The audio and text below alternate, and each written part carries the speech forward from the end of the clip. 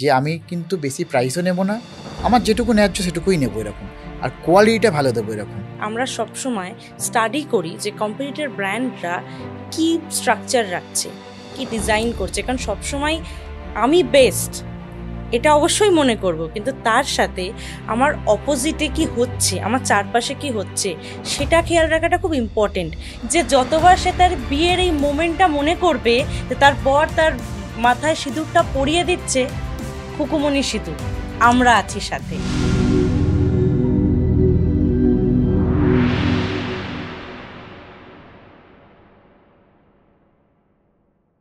আপনাদের ব্র্যান্ডিং মানে যেরকম ধরুন হিটাচি এসি, কিন্তু তলায় যদি লেখা থাকে, যখনই লেখা থাকে টাটা প্রোডাক্ট, তখন একটা তার প্রতি বিলিভ বেড়ে যায়। তো সেই জায়গাটা আপনারা কুকুমনি একটা জায়গাটা অ্যাচিভ করেছেন। আমার একটা প্রশ্ন আছে আপনাদের দুজনের কাছে, যেহেতু আমি শুনছিলাম বা আমি যেটা বুঝতে পারছি যে আপনারা নিউ জেনারেশন এখানে জয়েন করে এই বিজনেসটার ডিস্ট্রিবিউশন মার্কেটিং ছাড়াও প্রোডাক্ট সমেত আরো ভ্যারিয়েশন আপনারা আনছেন বা ডাইভার্সিফিকেশনের দিকে যাচ্ছেন। সেখানে ধরুন বিভিন্ন এই যে কসমেটিক সেক্টর, এখানে তো প্রচুর জায়েন্টরা বসে রয়েছে। যেহেতু আমার খুব ভালো লাগছে যে বাঙালির একটা নিজের কসমেটিক ব্র্যান্ড আবার উঠে আসছে। আমরা এর আগে অনেক বাঙালির ব্র্যান্ড দেখেছি। সেখানে ধরুন এই যে ধরুন বিভিন্ন জায়েন্টরা আছে যারা অলরেডি এস্টাবলিশড, একটা হিউজ ফান্ডিং নিয়ে বসে আছে, অনেকের আইপিও এসে গেছে, আপনারা তাদের সাথে কম্পিটটা করবেন কি করে? আপনাদের কি স্ট্র্যাটেজি থাকে? দেখুন, মানে ফার্স্ট অফ অল হচ্ছে আমরা যেটা বিশ্বাস করি কোয়ালিটি, আর সেকেন্ড হচ্ছে যে কতটা কমের মধ্যে আমরা জিনিসটা, ভালো জিনিসটা কাস্টমারের কাছে পৌঁছে দিতে পারছি। কারণ দেখুন, এখন একটা প্রাইস ফ্যাক্টর সব জায়গাতেই কাজ করে।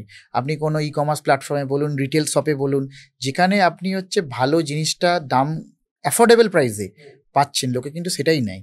তো আমাদের কাছে দুটো জিনিস, যে কোয়ালিটি আর অ্যাফোর্ডেবল প্রাইস, এই দুটোকে আমরা কিন্তু মূল মোটো করেছি, যে আমি কিন্তু বেশি প্রাইসও নেব না, আমার যেটুকু ন্যায্য সেটুকুই নেবো এরকম, আর কোয়ালিটিটা ভালো দেবো এরকম।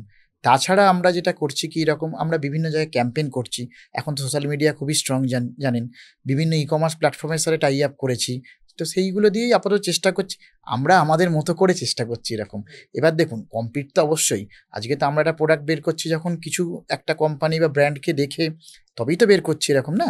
তো ঠিক আছে, সেটা এবার আমাদের স্ট্র্যাটেজিটা একটাই হচ্ছে যে আমরা কোয়ালিটিটার উপর জোর দিই মেনলি, মানে কোয়ালিটি আর অ্যাফোর্ডেবল প্রাইস, এই দুটোই হচ্ছে আমাদের মেন কথা। আর আপনার আপনার কি মনে হয়? আমাদেরও মানে একই ব্যাপার, আমারও একই বক্তব্য যে কোয়ালিটিটা তো মেনটেন করা, প্লাস জায়েন্ট কোম্পানির সাথে কম্পিট করা, মানে এটা খুব একটা সহজ ব্যাপার নয়। তারপর যেখানে আমরা থার্ড জেনারেশন এগিয়ে নিয়ে যাচ্ছি, সেখানে হচ্ছে যে একটা অবশ্যই আমরা সবসময় স্টাডি করি যে কম্পিটিটর ব্র্যান্ডরা কি স্ট্রাকচার রাখছে, কি ডিজাইন করছে, কারণ সবসময় আমি বেস্ট এটা অবশ্যই মনে করব, কিন্তু তার সাথে আমার অপোজিটে কি হচ্ছে, আমার চারপাশে কি হচ্ছে সেটা খেয়াল রাখাটা খুব ইম্পর্টেন্ট, এবং সেই যুগের সাথে তাল মিলিয়ে আমি কতটা চলতে পারছি। তো সেটা যখনই আমি মাথায় রাখছি, অটোমেটিক্যালি সেই অনুযায়ী আমাদের যে প্রোডাক্ট এক্সপ্যানশন, এবং সেটাকে আমরা মার্কেটে কম্পিটিটর ব্র্যান্ড কি প্রাইস রেখেছে, তাহলে সেটাকে রাখতে হবে, এবং কি অফার দিচ্ছে, যেটা ই কমার্স সাইট বলুন, যেটা আমাদের আরও ই কমার্স সাইটে ডেভেলপমেন্ট হয়েছে, তারপর রিটেলিংয়েও বলুন যে কী ধরনের অফার তারা দিচ্ছে। কারণ ধরুন তারা বেশি কম অফার দিচ্ছে, তো আমরা যদি তাদের থেকেও কম অফার দিই, তো অবভিয়াসলি নতুন ব্র্যান্ড তো অ্যাকসেপ্টেন্সটা কম হবে। সেক্ষেত্রে আমরা সবসময় কি যে না, তাদের থেকে একটু হলেও বেশি অফার আমাদের দিতেই হবে। ক্রিটিক্যাল বিজনেস কোশ্চেন আছে যে ধরুন যখন আপনারা এক্সট্রা অফার দিচ্ছেন, তখন সেটা কোম্পানির প্রফিট মার্জিনে হ্যাম্পার করছে। তাহলে ফিউচারে কি আপনারা মানে ইনভেস্টমেন্ট তোলার দিকে যাবেন, নাকি আপনাদের কনসেপশন অফ বিজনেস কি না আমি ধীরে ধীরে গ্রো করব? একদম স্লো অ্যান্ড স্টেডি, এটা আমাদের সবসময়, যে ধীরে ধীরে করব এবং সাস্টেন করব। মানে এরম নয় যে একটা করলাম, একটা ভালো অফার দিলাম বা এ করে আমরা 2 বছর 3 বছরের মধ্যে আবার ওয়াশ আউট হয়ে গেলাম। আমাদের টাইম লাগুক, কিন্তু প্রোডাক্টটা ধীরে ধীরে স্ট্যান্ড করুক। প্রত্যেকের ঘরে ঘরে এই প্রোডাক্টটা থাকুক। আমি এটুকুন কনফিডেন্স আছে যে আমি কোয়ালিটিটা যখন বেস্ট দিচ্ছি, আজকে মানুষ যখন নিয়ে যাবে, কাল কিন্তু সে রিপিট আসবে। তো আমার টার্গেট, আমি প্রথম দিকে প্রফিট নাই করলাম, কম করলাম। বিজনেস হ্যাঁ উইদাউট প্রফিট তো আমি চালাতে পারবো না, এতজন পরিবার তো চালাতে পারবো না, তো প্রফিট আমার রাখতেই হবে, কিন্তু আমি কম করে স্টার্টিংটা করি। একবার যদি আমি মানুষের মনে বাড়িতে ঢুকতে পারি, তো আমার কিন্তু সেখানে আর কোনো অসুবিধে হবে না। রিপিট অর্ডারটা যখন আমার আসবে, যখন মানুষের কাছে কোয়ালিটিতে সেই বিশ্বাসযোগ্যতাটা আমরা তৈরি করে ফেলবো, অটোমেটিক্যালি যখন আমি প্রপার দামটা নিয়ে সে কিনবে না, সে কিনবে যে না ভালো জিনিসটা আমি ইউজ করব, তাতে যদি একটু দাম দিয়ে আমার পরে কিনতে হয় আমি কিনবো, কিন্তু প্রথমেই বিশ্বাস অর্জন করাটা। অবশ্যই। বিজনেস নিয়ে দুজন একসাথে বা পরিবার নিয়ে বেশ কিছুদিন আপনারা একসাথে চালাচ্ছেন, এটা খুব সুন্দর পজিটিভ ভাইবসে আছেন বুঝতে পারছি। আপনি আমার একটা জিনিস বলুন, যে এই বিজনেসটা করে, ইঞ্জিনিয়ারিং জব ছেড়ে এই বিজনেসটা এসে কোন জিনিসটা আপনার সব থেকে বেশি ভালো লাগে, তৃপ্তি দেয় দিনের শেষে? হ্যাঁ, মানে এখানে একটা কথাই বলার আছে। প্রথমত আলতা সিঁদুর কি কাজে লাগে, মেন যেটা আজকে একটা মায়ের কাছে যখন পুজোতে যাচ্ছে আলতাটা অর্পণ করছে, মানে কোন জায়গায় আমরা ভক্তি ভরে পুজো করছি, সেখানে আমরা ঠাকুরকে মন্দিরে জানাচ্ছি, সেখানে কিন্তু আলতা দিয়েই হচ্ছে। সিঁদুরে হচ্ছে যেটা প্রথম যেটা বধূ বলে, যেদিনকে বিয়ের দিন সেদিনকে স্বামী সিঁদুর পরিয়ে দিচ্ছে, মানে আমরা কোন মুহূর্তটা, মানে আমরা মোমেন্টসটাকে বলছি, ওই মোমেন্টসটা ক্যাপচার হয়ে গেল। এবং আজকে ধরুন একজন ওয়াইফের তার হাজব্যান্ড বাইরে কাজ করে, বা ধরুন কোনো আর্মিতে আছে বা কোথাও আছে, ধরুন একটা যুদ্ধ লাগছে বা অনেক কিছু হয়তো সিচুয়েশন, বিভিন্ন গন্ডগোল, তখন কি করছে ওই মহিলা তার স্বামীর মঙ্গল কামনায় সিঁদুর পড়ছে। সিঁদুর তো এমনি ডেলি ইউজ পড়ছে, তখন হয়তো একটু বেশি করে বা আরেকটু সেন্টিমেন্ট দিয়ে পড়ছে। তাহলে আজকে সে কিন্তু পিওর হার্টে সে কিন্তু ঠাকুরের কাছে প্রার্থনা করছে যে আমার স্বামী যেন মঙ্গল মতে বাড়ি ফিরে আসে সবকিছু করে।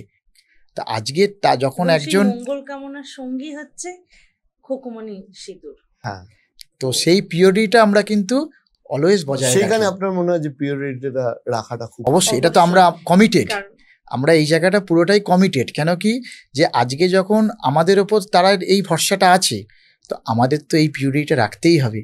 আমাদের এই ফেটটা যদি না আমরা রাখতে পারি, তাহলে তো আজকে খুকুমনির জায়গায় আসতোই না, এরকম না। এবং আমাদের ব্যবসা শুধুই টাকা ইনকামের জন্য নয়, ব্যবসাটা যেটা যে মানুষের ভালোবাসা।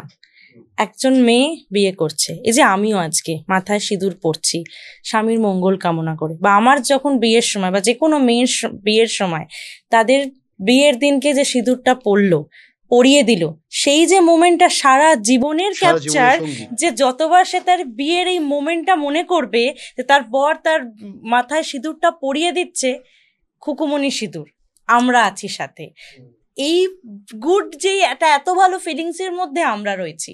আজকে ঈশ্বরের কাছে পুজোর সময় যেটা উনি বললেন যে সিঁদুর আলতা অর্পণ করা হচ্ছে, তো এই যে মানুষ প্রে করছে, মায়ের কাছে ভক্তি ভরে কিছু চাইছে, সেই ভক্তির মধ্যেও খুকুমনি সিঁদুর আলতা বাঙালির আবেগে মিশে একটা অদ্ভুত জিনিস আছে, যে হয়তো অনেকের সেই অর্থে অর্থনৈতিক ক্ষমতা নেই, তিনি হয়তো পুজো দিতে যাচ্ছেন, সাথে একটা সামান্য সিঁদুর আলতা, কিন্তু তার উইশটা অনেক বড়।